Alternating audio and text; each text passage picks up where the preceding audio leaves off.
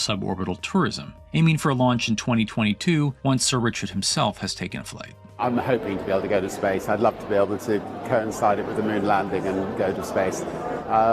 So I've got the whip on the team, and we'll see how we go. The company claims to have lined up over 600 seat reservations so far, including Justin Bieber and Leonardo DiCaprio. Virgin has projected that the final cost of the ticket will be at least $250,000, or roughly $50,000 for each of the 5 minutes or so of weightlessness that you'll get to experience. Although costly, both companies' offerings aim to make suborbital flight a regular form of adventure travel, eventually driving down costs at scale to expand the customer base beyond the orbit of celebrities and billionaires. The third major contender is Elon Musk's SpaceX, which has set its sights even higher on orbital flights, which are a whole nother level of complexity and energy and danger. When you go suborbital, if you're just going to go up above the von Karman line, which is 100 kilometers or about 62 miles, you only need to get up to maybe 5,000 miles an hour to get up there, and you go basically straight up and then straight back down. You don't have the reentry heating that you would see coming in from an orbital. So when you go orbital, I don't care if you're a baseball or a battleship, you've got to go 17,500 miles per hour, not just 5,000 miles an hour. The energies involved are much greater. By doing that, SpaceX has gone another level up, and that's what they're doing with the Inspiration 4. Visit inspiration4.com for your chance to go to space. Inspiration 4 is the first planned all-civilian mission into orbit, slated to launch in late 2021. The crew will bring their own set of diverse perspectives and backgrounds and experiences to test how a group of different people, namely people who aren't professional astronauts, could fare in space. Until now, astronauts have had to be physically perfect. And this mission is changing that. And so I feel incredibly honored to be representing those who aren't physically perfect. At age 10, I was diagnosed with bone cancer, and I was treated at St. Jude Children's Research Hospital. And I spent a year there undergoing intense chemo and also surgery that ultimately saved my leg. I now work at St. Jude as a PA, a physician assistant, and I work with leukemia and lymphoma patients. The kids we work with are so brave, and they are very excited to watch me go to space because this is showing them that, they're capable of doing this as well. Haley, along with 3 other crew members, will spend 3 days in space, orbiting the Earth every 90 minutes before landing back off the coast of Florida. Well, when you think about access, the first astronauts for the United States came from the test pilot side. And so women weren't allowed to be a part of that. We have somebody in their 20s, somebody in their 30s, somebody in their 40s, and somebody in their 50s. And so there can be access in all kinds of ways, whether you're talking about age, whether you're talking about gender, whether you're talking about race and ethnicity, and all of those things. The first time, people are going up into space and not sent there by a superpower like the United States or Russia or China. Well, that's really significant. And you've got to be very thoughtful about it. The whole game plan right now is to make space really affordable and accessible for everybody, so that you can have fishing buddies going to space someday. But the first is special, and so with that, we wanted to have a crew selection process that could make space available to everyday people. Getting to space is only the first step for space tourism. The next challenge is what to do and where to stay when you get there. Axiom Space is planning to launch the first segment of a new commercial space station in 2024. Their $2 billion project, called Ax Station, will become the first free-flying private international space station. Or, to use a more consumer-friendly term, a space hotel.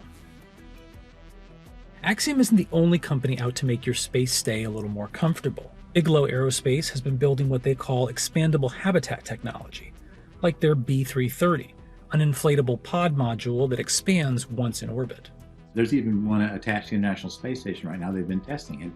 And you take it up and it's rather small, and then you inflate it, and it seems to be working very, very well. This is likely to be the first kind of tourist hotel that you're going to see up in space. First of all, it's easier to carry instead of this giant tin can with all of that. The inflatables are lighter. You can just blow them up, and they get a nice big size for about less than half the weight probably. But even as space missions become accessible to civilians, the risks of going into space are incredibly high. And you could die 1,000 ways that we can think of and 1,000 other ways that we can't think of. This is Michelle Hanlon. She's a space lawyer at the Mississippi School of Law, focused on protecting humans in outer space.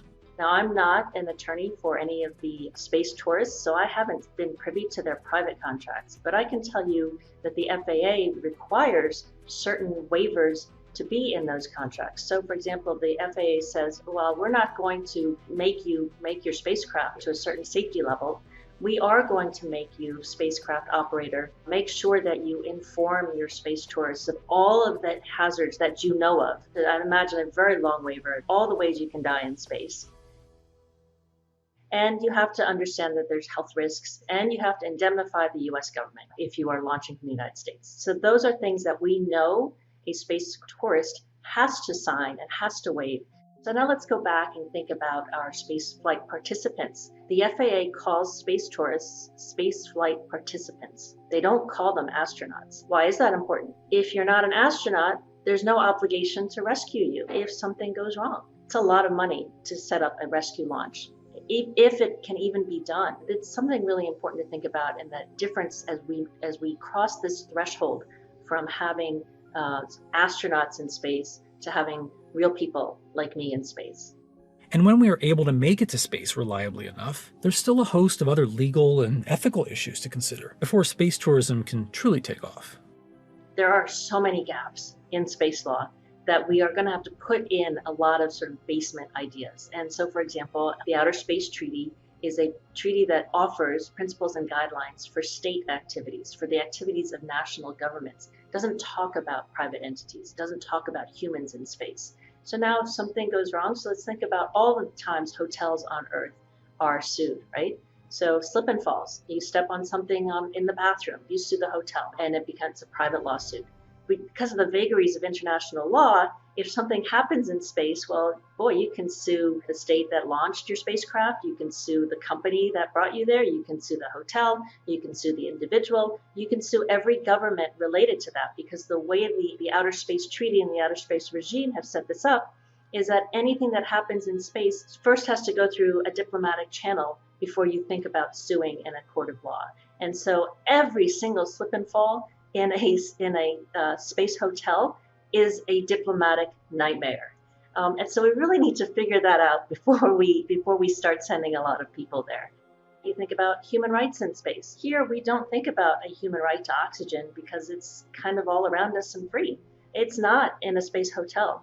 So what happens if something happens and the oxygen depletes? Who gets the oxygen first? And then, of course, let's not even think about the labor. How do you treat your labor in a space hotel where that person may be there for 2 or 3 years without coming back to Earth?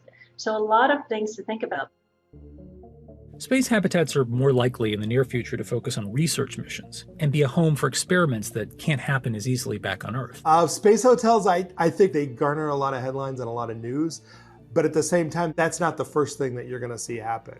They don't offer the compelling business case, I think, that you'll see from a place that wants to manufacture pharmaceuticals or a new type of crystal or some type of filament or fiber optic cables and other things that you can do in microgravity. The things that are actually, a high value finished good, when you get that back to Earth and you sell it for a very, very huge profit margin, that's what's likely to happen in space, as opposed to having a real estate platform that you sell to a tourist. A space hotel is really interesting and it will probably happen, but it's not likely to be at the forefront of space commerce.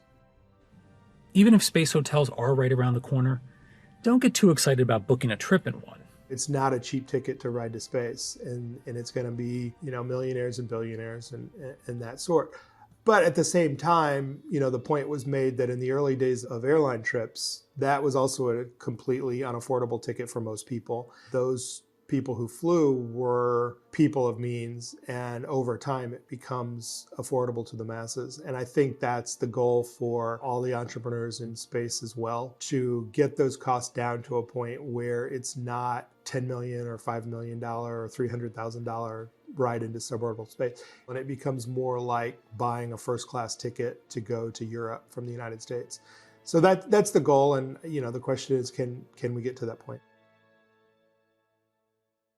Given the immense operating costs of getting to space, it may be years, if ever, until space tourism becomes a profitable venture for any of these companies. Virgin Galactic, the only publicly traded company of the three, has had a particularly rocky year, initially riding on the momentum of a SPAC deal, but more recently beset by launch delays and major funders, including Branson himself, selling large quantities of their stock in the company.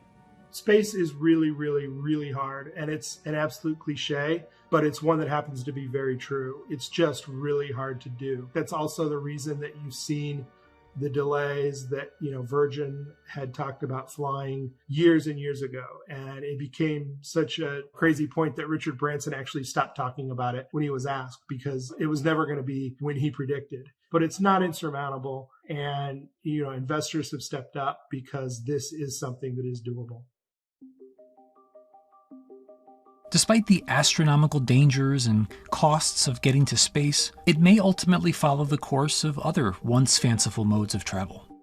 Wright brothers having, what was by modern standards a very unimpressive first flight, at Kitty Hawk. I mean, you had less than 20 years later, you had your first airborne ambulances being used to save lives. Fundamentally, the world is a more interesting place when people can go and dance among the stars and such.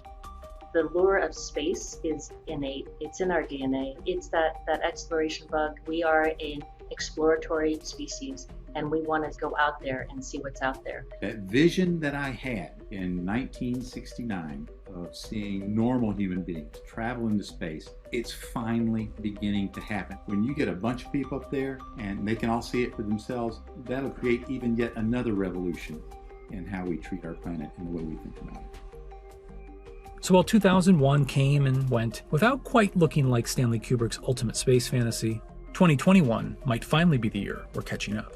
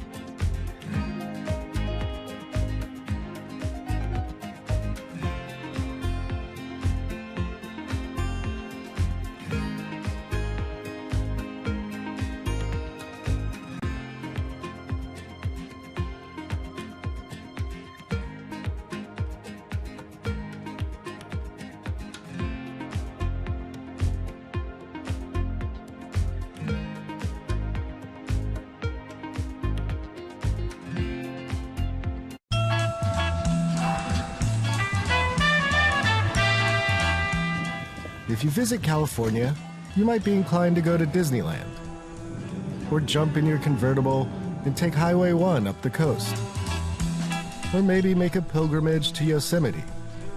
All very fine choices. But if you're the kind of person who revels in our planet's extremes, then it's Route 395 that you're after.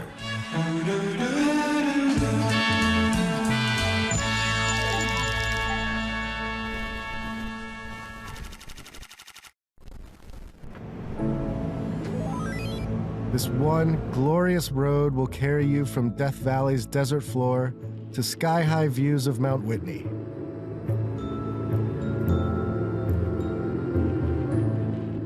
You can see the 5,000-year-old bristlecone pines, the oldest living organisms. Or the bizarre Tufa Towers of Mono Lake. And true to California's boom and bust spirit, you can saunter around the ghost town of Bodie. What a novel experience to find an empty American city where all the businesses are shut down.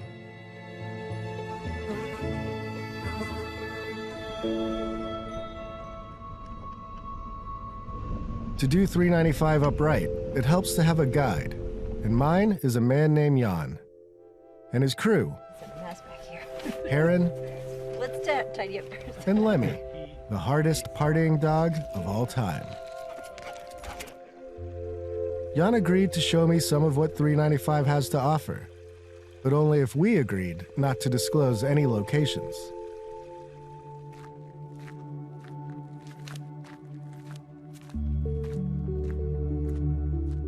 My name's Jan Swirstra. I'm an industrial designer out of LA, and I spend a lot of time camping and a lot of time in the Eastern Sierra. It's a place I love, and sometimes I'm known as 395 North because my Instagram account, and I don't like to be known as that, but I'm trying to use it to set a good example and do more with it than just social media.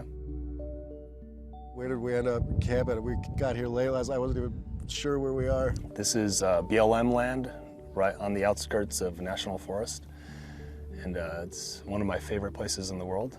Basically, everything outdoors wrapped into one. Yeah. You know. Good thing about California, man. Oh, man. We have so much national forest and public land that you can literally just cruise out and find a place to camp. It's ours. What I wish was mine is Jan's sweet truck. It's a 2019 Ford Ranger. Has about 200 watts of solar in it and a fridge, and has everything that an RV has except for a toilet, but just on a smaller, simple scale. And you drive us around day to day in LA, Yep. and then just roll out when you